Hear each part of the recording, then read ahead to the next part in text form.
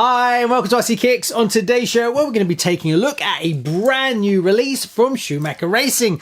I'm a little bit late to the party and it kind of got lost in the post for the best part of a week, which made it even longer. But I didn't think I was going to get it on the show at all. I'd kind of had to resign to not getting this one in.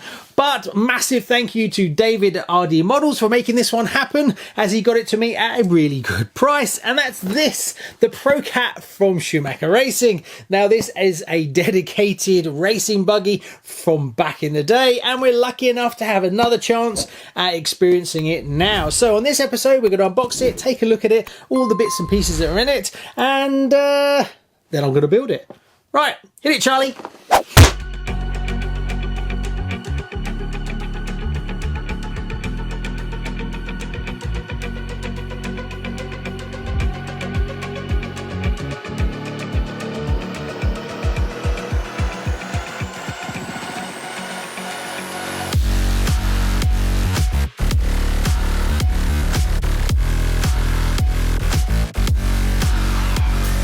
So as you can see, they've obviously updated the box and it's got all the box art, Pro Cat. It's not just a reincarnated version of an XLS box. They have actually gone to the effort to basically create a whole new box, which is lovely.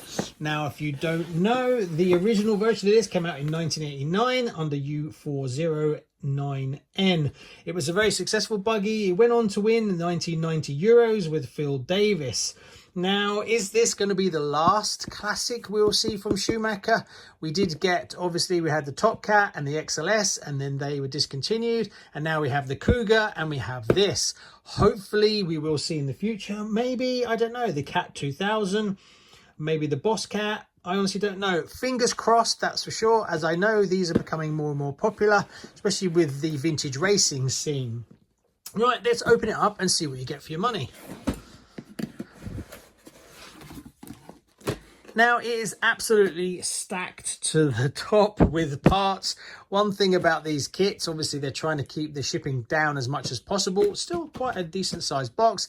Is once you take things out of this box, putting them back in again, yeah, is a little bit of a challenge. Now, if you haven't built a Schumacher before, they are a little bit different, as each bag represents one step in the build. So this is bag F, so you set them out as in what comes first. There's your tool and grease bag. Then we've got bag B. So you have basically bag A, bag B, bag C, and then in there is each step. So the whole build is split up into bags, and inside those bags is each step. So it's very different, but one thing I really love about this is you don't go hunting for parts. Because when you're doing step 12 in the manual, everything you need is in that bag, which is very different to the likes of, say, Kyosho or Tamiya, because you've got to go and find part B2, which will be tree B, and then number 2 on the actual tree. So it can be a bit more of a faff trying to find the right bolts and stuff, whereas you get the bolts you're going to use in the bag. The only downside to it is that there's lots and lots of staples. So if you open the bag, you'll end up with staples all over the place because there's just so many bags. But what you can do is get a scalpel and then just cut it, and that makes life a little bit easier. And you'll also end up with a ton of leftover bags at the end. But it does work quite well. And here we have bag C, which has got the bumper, which is obviously different.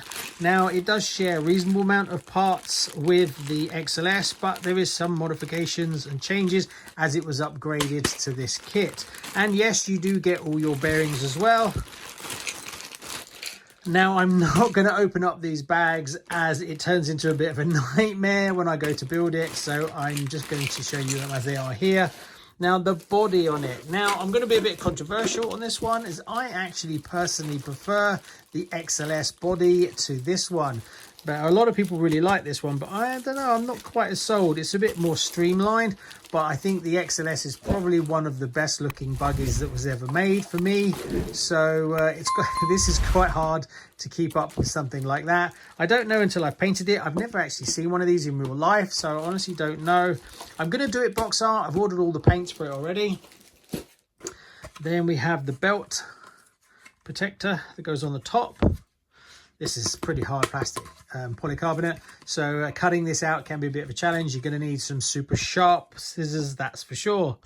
Then we have the wheels. Nothing super special about those. Obviously, it's got the standard vintage Schumacher mounts. Tyres. So you see, they've actually got the different front tyres to the XLS. These are the ones I've actually fitted on my XLS. And you get the foams already in them. What else we got? Here's another bag. Sorry, the camera's in front of me, so I do tend to knock it. Parts D bag. So you've got the arms, the different upright carriers. Apparently they're different as well on the ProCat. What else have we got here?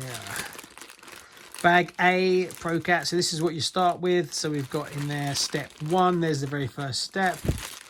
Now, I did hear, and I need to check the manual, whether the steering has been actually changed. In the XLS that came out, the steering was much later on, but turned into being a bit of a nightmare. So you used to do the steering earlier than it said in the manual. But I did hear that that's actually been changed, and the manual now has the steering done earlier. The bottom tray, and one thing that's really, really different about these, if you've never built one before, is you actually start with the tray really early on. So it'll be interesting to see if this is the same, because the XLS, literally, you start by having to cut this out. So that's a very different thing. What have we got? The spoiler. And the last bag we have, what have we got? Bag E, which is the shocks. Now, I don't know if it's the same in these. Yes, I think it is. You need a set. There's a little tiny clip that goes in there that holds everything together, and they are real faff to put together unless you have the correct tool to do it. So I might end up getting one. I've built so many Schumachers now that it's definitely worth me getting one instead of fighting with a pair of sharp needle nose pliers to actually make it work. Or I think last time I did these, I actually used a set of tweezers that were sharp at the ends, and that turns into be a bit of a faff. So the right tool for the right job is definitely worth doing. Then we have the actual chassis itself, which is different to the XLS. Much more space, so it should be a lot easier to actually put your electronics in this one. Now, there is a carbon version of this chassis available. I think I'm going to end up driving this one, so I'm not sure whether I'll just keep it stock or whether I will actually upgrade it, but I guess I'll just build it stock. It's going to be a little while before I build this one, as I'm bringing this out a little bit late. There's no massive rush to get this finished, as a load of other people have already finished this on YouTube. Then we've got some stickers, and then the window mask, just one massive great big window mask. I bet that's a challenge to fit all in one go and line it all up. And then there's the stickers for you. Right, let's have a look in the manual.